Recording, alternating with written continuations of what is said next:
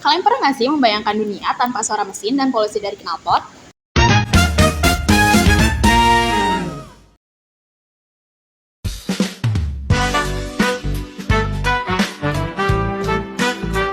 Halo semuanya, di era modern saat ini, mobil listrik bukan hanya sekedar konsep masa depan.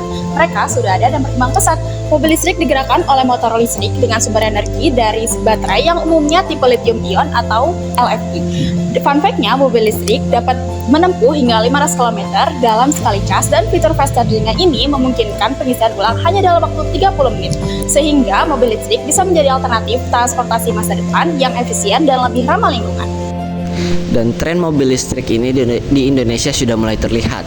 Menurut data dari Gaikindo, data penjualan mobil listrik di Indonesia mulai bulan dari Januari sampai September 2024 sudah terjual sekitar 27.000 unit, atau saat ini data itu sudah melebihi data tersebut.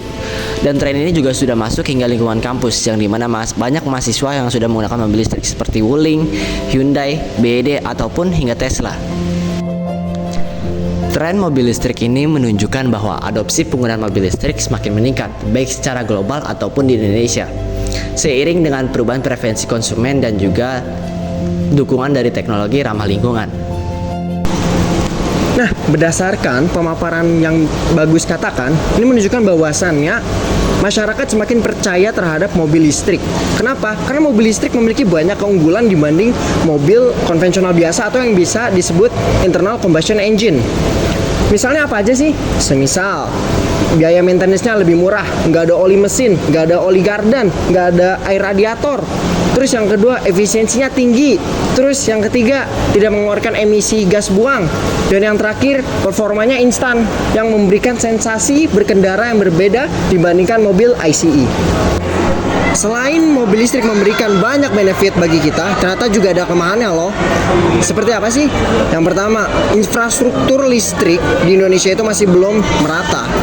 Yang kedua, isu hilirisasi baterai yang masih buruk yang terjadi di Indonesia ataupun bahkan di dunia.